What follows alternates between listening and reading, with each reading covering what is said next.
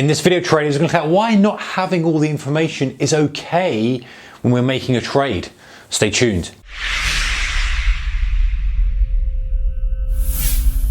Hey traders, warm welcome to you. Thank you for joining me. All right, so as human beings, we almost demand a lot of information before we make a decision. We try to get as much information as we possibly can to make a decision. And the trouble is when that is a parallel with trading, when that crosses over with trading, we get to a situation where we demand to know why something's happened and we demand to know every little thing about it before we make the decision.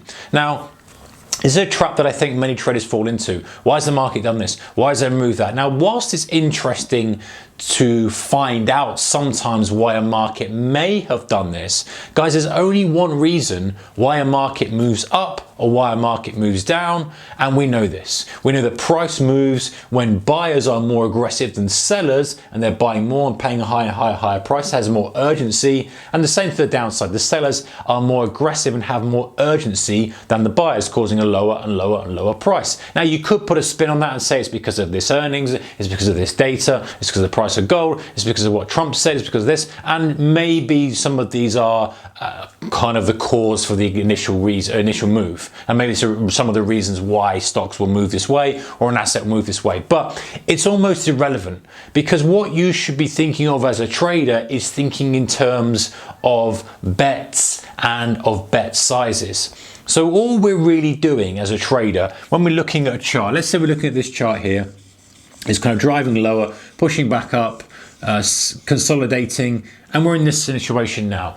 And we're wondering, we're saying, okay, we've had a good price move lower. Our price couldn't break through to lows. Prices pushed up through highs. We're in maybe a 15-minute uptrend on here. And we start to kind of analyze and decide what we're going to do. Are we going to take a buy to the upside? Are we going to take a short to the downside? You know, because you could look at that and say, actually, we pushed here, we couldn't move on. We've pushed out to the highs, we've pulled back, and now we're going to rally on. Or you could equally say, hey, we're in a downtrend. You know the score, guys. You can always have a bearish or a bullish argument for stuff. And the trouble we have as traders is we want to know every single thing about this. Oh, what's caused this move? Why has it done this this time? Why did it go to lows? What was the story here? Why was it that? We don't need all the information, guys. The key, the really big key, I feel, to getting the best out of trading is to find an area that ticks a lot of your boxes for your setup. So whether that's in a trend, whether that's after a breakout, whether it's this or that, that's fine. But the big one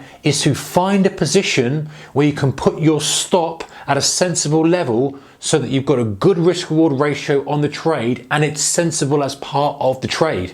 So if we looked at this, let's say we're going short, a sensible place for a stop. And again, there's no holy grail here, guys, but a sensible place to put a stop in this type of environment is going to be above that high, because you had one level, two levels that have failed, bit of resistance there. It makes sense. For some reason, the market is stalling at that level. And so you would assume if it continues higher through that, it probably will break out and push higher. You don't know that, but you don't really want the price to go there because it's negated the thesis of the trade. The thesis is this level is going to hold and I'm going to go short. So you've now don't have the information, you don't care what's happened, you've just got a thesis, and your thesis is, hey, we're in a longer term downtrend here, and assume that you've come a little bit further. You're hitting resistance during the downtrend, as grubby as that may be, and I'm taking a short from that. But the key is that you've got a position to work your stop loss off, because as traders, guys, we mustn't forget this. It's a lot different doing this trade here than it is here. Now, many people think, well, what's the difference? There's a lot of difference. If you're taking the trade here, now your risk-reward ratio has just been completely messed up, because that may be, let's say it's 50 pips if we're talking about a currency pair. All of a sudden now, this is 100 pips. So now your risk-reward ratio is just completely reduced massively, because unless your target all of a sudden has doubled, which is unlikely, because if you're looking purely at the chart and saying, hey, I think we're going to retest those lows, that's my initial target, that looks like a nice 2-to-1 when you're here, all of a sudden you're here, it's not even 1-to-1. And so the importance, guys, is that, we're not looking at the reason for a move. We're not even necessarily looking at the structure. Whilst I think the structure is important, I like to see certain things. I like to see, things on my side. I like to see time of day on my side. I like to see all those things that, work for me as a trader and the setups that I like. But the key thing is where we can express the trade with the least amount of risk possible, but not only the least amount of risk, but the most sensible place for a stop. Because we can always make up a level and go, well, I'll go short here and I'll put a stop loss here, but that's not a sensible place for a stop, because this is just noise. All this here is just noise. Yes, you might get lucky, it might just drive lower, fine, but you're not trading within the structure. It makes more sense to have a stop where the price hasn't been before, because a fresh level for price would indicate that your thesis is incorrect, and having that in your mind. So, whilst we might see many, many good setups coming across our desk, guys, you might see loads of good charts, loads of good stuff. The key takeaway, I think, from this video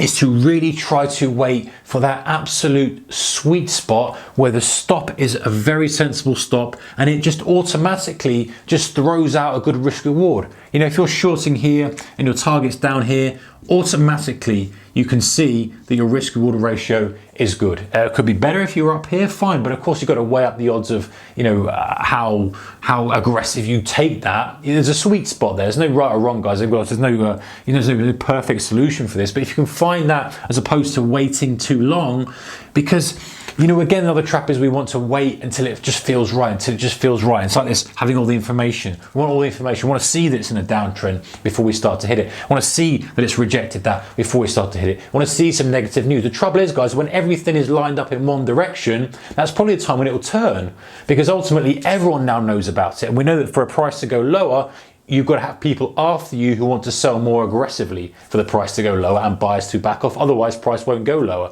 So you almost have to preempt the fact that there may be more stuff that support the bearish case after you've taken this. But the key, guys, is listen.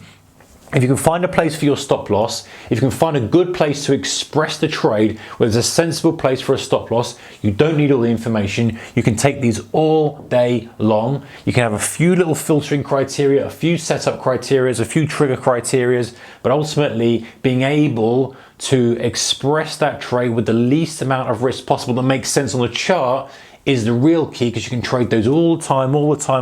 Then over the longer period, after you've done a number of trades, decent number of trades, you're going to have much better outcome than if you're taking trades, even though they may technically look a little bit better, so it's technically better because it's been weak for 3 days, but the risk isn't the same. You've completely ruined the risk reward of the trade. And if you repeat that multiple times, that if you're 50-50, you're not going to make any money. If you're 50-50 on a 2-to-1 risk reward ratio, you're going to make money. All right, guys, not having all the information is okay. If we can be comfortable with that, we can think of what's important to us, then we can become better traders. Take care, whatever you're doing. Of course, keep the risk managed. I'll see you in the next one, guys. Bye-bye.